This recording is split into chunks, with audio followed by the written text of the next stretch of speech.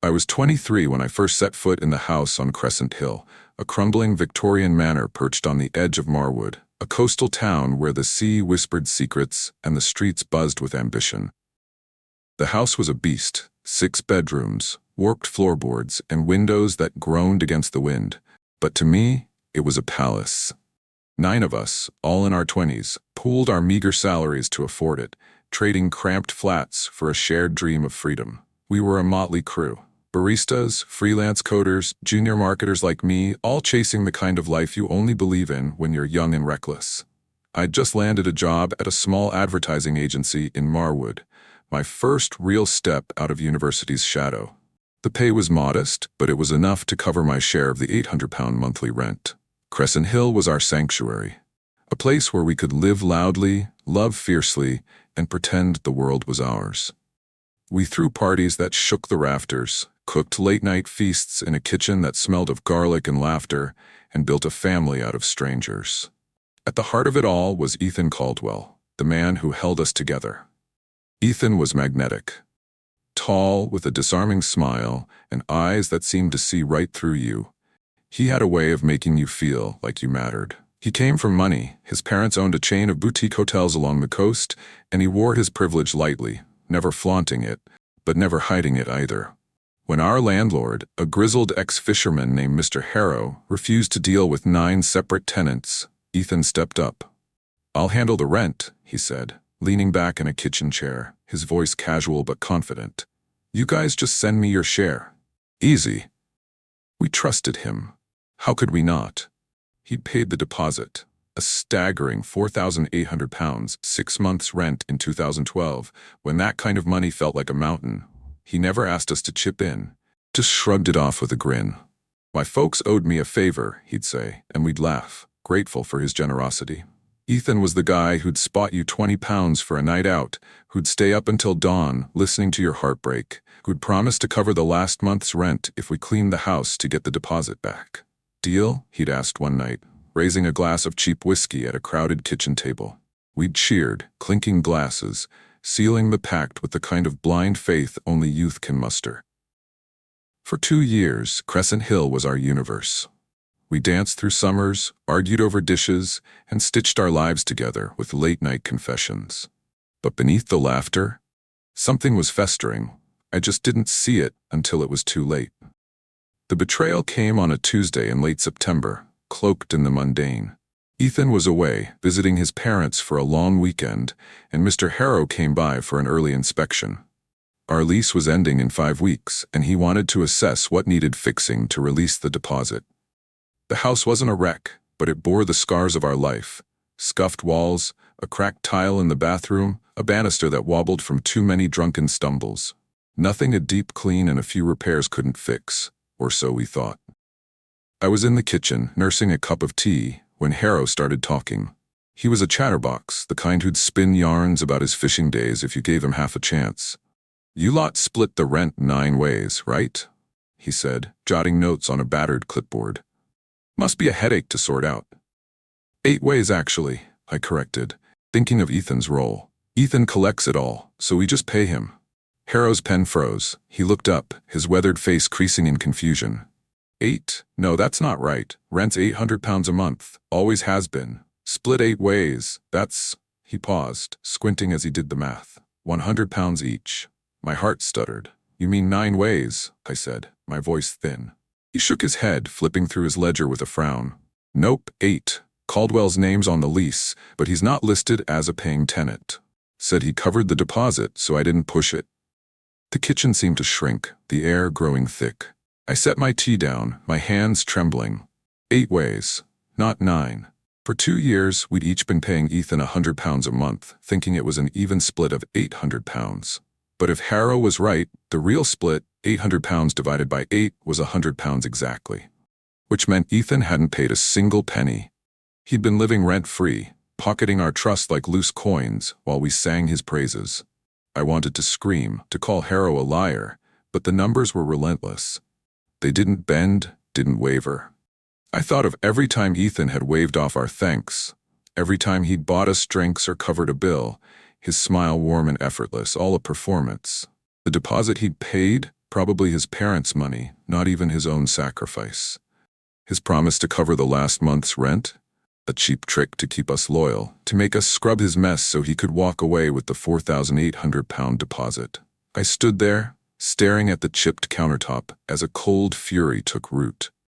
Ethan had played us for fools. He'd built his life on our backs, using our money to fund his own dreams. I'd heard him talk about buying a loft in the city, a fresh start he was saving for. Now I knew how he planned to pay for it. I wasn't going to let him win. That night, I called a meeting. The living room was dim, lit by a single lamp that cast long shadows across the walls. The others trickled in, bleary-eyed from work or hungover from the weekend. There was Lila, a soft-spoken graphic designer who'd always been close to Ethan. Marcus, a barista with a quick temper. Sophie, a junior lawyer with a knack for cutting through chaos. And the rest, each carrying their own piece of Crescent Hill's history. I told them everything. Harrow's words, the math, the lie. The room went still, the kind of quiet that feels like the edge of a cliff. Lila's face crumpled, her voice barely a whisper. He said he was helping us. He said he didn't mind. He didn't mind because he wasn't paying, Marcus snapped, his fists clenched. He's been freeloading for 2 years. Sophie leaned forward, her eyes sharp. How much has he taken? 2 years, 8 of us paying his share. I did the math in my head, my stomach churning. £100 a month, times 8, times 24 months. That's $19,200, plus the deposit he's planning to keep. The number hung in the air like a guillotine. £19,000. Money we'd scraped together from late shifts and side hustles, money we'd trusted him to handle, and he'd used it to live like a king while we struggled. What do we do? Asked Lila, her voice trembling. Confront him? No, I said, my voice steadier than I felt. He'll just lie again. We need to hit him where it hurts. The idea came to me like a spark in the dark. Ethan's whole plan rested on that deposit. $4,800, a fortune he was counting on to start his new life. He'd promised to cover the last month's rent if we cleaned the house, but what if we didn't? What if we left him with nothing but the wreckage of his own lies? I leaned forward, my voice low. We throw the party of the century. We wreck this place, not enough to get arrested, but enough to tank the deposit. Then we leave, all of us, before he gets back. The room buzzed with nervous energy. It was risky, messy, maybe even cruel, but it felt like justice. Ethan had stolen from us, used our trust like a currency. Now we'd steal something from him. Marcus grinned, a glint in his eye. I'm in. Let's burn it down. Sophie hesitated, her lawyer's mind working. We need to be smart. Nothing illegal. No vandalism. Just neglect. Lila was the last to agree, her eyes searching mine. Are we sure about this? What if he comes after us? He won't, I said, though doubt gnawed at me. He's been lying for 2 years. If he pushes, we threaten to expose him. He's got more to lose. One by one, they nodded. The plan was set. We'd have one last weekend on Crescent Hill, a farewell to the life we'd built, and a reckoning for the man who'd betrayed it. The party began on Friday night and didn't stop until Sunday dawn. It was a hurricane, wild and unhinged, like we were tearing down the walls with our laughter and rage. We invited everyone we knew, friends, co-workers, strangers from the pub down the street. By 10 p.m., the house was a pulsing mass of bodies. Music blasting from a borrowed sound system, bass rattling the windows. Bottles clinked, drinks spilled, and the air smelled of sweat and rebellion. I moved through the crowd, a glass of cheap gin in my hand, watching it unfold. Marcus started a food fight in the kitchen, hurling handfuls of leftover curry and cake. Red sauce splattered the walls, icing smeared across the counters. Sophie and Lila dragged a mattress down the stairs, laughing as it thudded against the banister, leaving a fresh gouge in the wood. Someone, nobody admitted who, tipped a bottle of red wine onto the living room carpet, letting it soak into a deep, accusing stain. I didn't stop them. I didn't want to. This wasn't just a party, it was a war. Every stain, every scratch, was a message to Ethan. You don't get to win. By Saturday, the house was a battlefield. Trash piled up in the corners, bags of rubbish we forgot to put out for collection. The sink overflowed with dishes, the fridge reeked of spoiled milk, and the walls bore the scars of our fury. Scuff marks, spilled drinks, a cracked mirror in the hallway. We didn't break anything outright, nothing that would cross into vandalism, but we pushed it as far as we could. The house wasn't destroyed, but it was far from the deep clean Ethan was counting on. On Saturday night, as the party reached its peak, I found Lila in the backyard, sitting on a rusted patio chair, staring at the stars. Her face was flushed, her eyes glassy from too much wine. "Do you think we're going too far?" she asked, her voice small. I sat beside her, the grass damp beneath my boots. "Maybe," I admitted, "but he went too far first. 2 years, Lila. He used us." She nodded, but her expression was troubled. "I thought he was my friend." "So did I said, my voice soft. "That's why it hurts." We sat in silence, the distant thump of music filling the space between us. I thought about the Ethan I'd known, the one who'd laughed with me over late-night coffee, who'd driven me to the hospital when I sprained my ankle, who'd seemed like the best of us. But that Ethan was a lie, a mask he'd worn to hide the truth. And the truth was this: he'd taken from us, and now we were taking back. By Sunday morning, the house was a ghost of itself. The crowd had thinned, leaving behind a trail of wreckage, empty bottles, crumpled cups, a sofa cushion torn at the seam. We were exhausted, hungover, but there was a quiet triumph in the air. We'd done it. We'd taken back our power, even if it was messy, even if it was petty. We packed our things in a daze, loading cars and vans with boxes and bags. The others said quiet goodbyes, their voices heavy with the weight of what we'd done. Marcus clapped me on the shoulder, a rare smile breaking through his usual scowl. "We showed him," he said. "Yeah," I replied, though my chest felt hollow. "We did." I was the last to leave. I stood in the doorway, looking at the chaos we'd left behind. The house smelled of stale beer and regret, its walls scarred by our rage.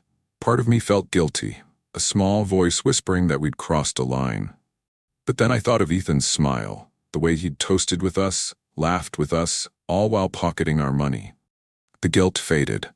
I locked the door, slipped the key through the letterbox, and drove away. Ethan was due back that night. The handover with Harrow was tomorrow. I could almost see his face when he walked in, when he realized his precious deposit was gone.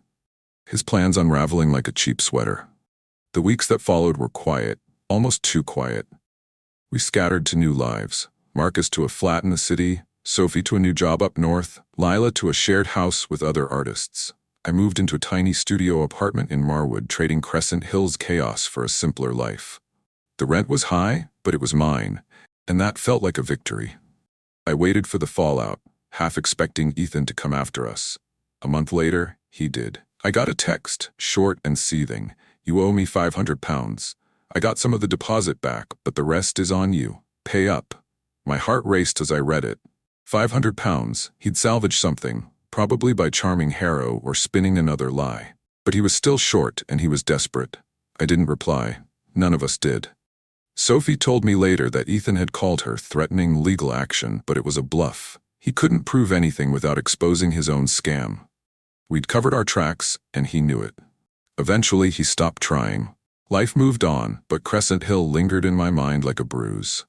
I'd see something, a chipped mug, a song from one of our parties, and the memories would flood back.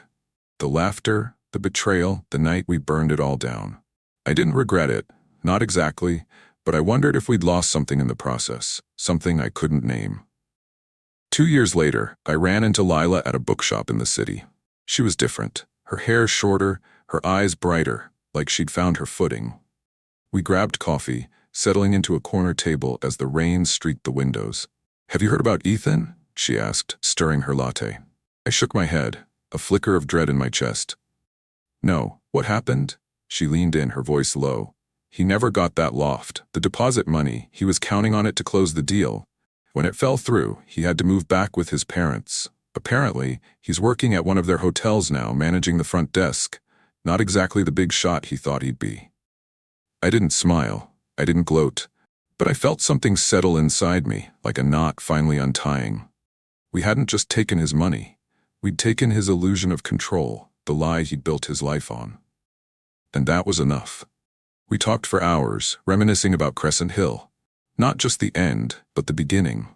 The nights we'd stayed up debating politics, the mornings we'd cooked breakfast together, the moments that had made us a family.